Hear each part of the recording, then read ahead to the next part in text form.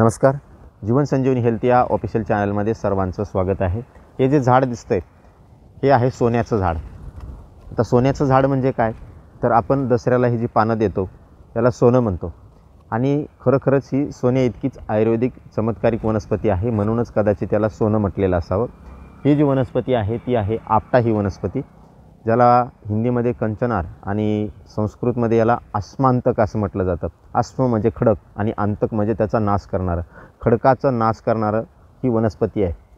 ही आयुर्वेदिकदृष्ट्या इतकी चमत्कारिक वनस्पती आहे आणि म्हणूनच कदाचित याला सोन्याचं झाड असं म्हटलेलं असावं. या वनस्पतीच्या नुसत्या स्पर्शानं शरीरामधले अनेक आजार हे सहजरित्या बरे होतात आणि म्हणूनच याच वनस्पतीची पानं ही आपण दसऱ्याला एकमेकाला देत असतो. भारतामध्ये इतक्या प्रकारच्या वनस्पती आहेत, परंतु याच वनस्पतीची पानं आपण का देतो तर त्याला तेच महत्त्वाचं कारण आहे. याच्या पौराणिक कथा अशा आहेत की पांडवांनी या झाडावर आपले शस्त्र ठेवले ते वनवासाला जाताना, आणि म्हणून त्याची पूजा करतो. या ज्या पौराणिक कथा आहेत त्या काही असू द्या, परंतु याला शास्त्रीय कारण आहे. वैद्यकीय शास्त्रामध्ये याला महत्त्वाचं कारण आहे, कारण या वनस्पतीच्या नुसत्या स्पर्शानं शरीरामधले अनेक आजार हे सहजरित्या निघून जातात.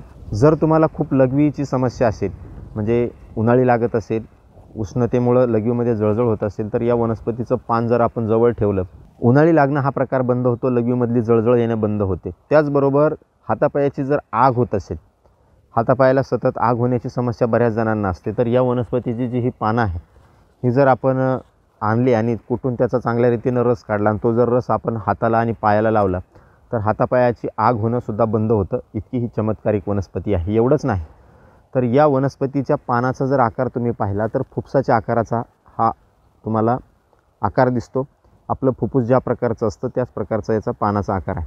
फुफ्सामध्ये जर सतत कफ होत असेल तर कफ आणि पित्त ही समस्या घालवणारी ही वनस्पती आहे. या वनस्पतीची पानं सावलीमध्ये सुकवून 2 दिवसामध्ये पानं सावलीमध्ये सहजरित्या सुकतात.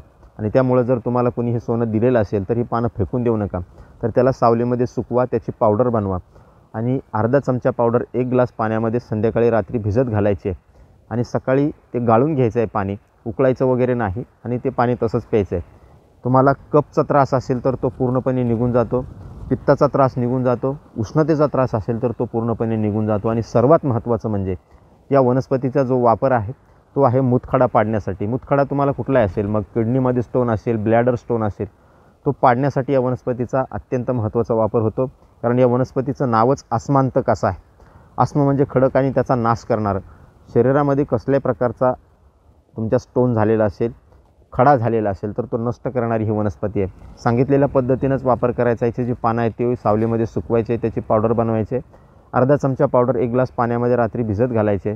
सकाळी उठल्यावर ते पाणी आपल्याला गाळून घ्यायचं आहे आणि ते पाणी सकाळी उपाशीपोटी आपल्याला प्यायचं आहे.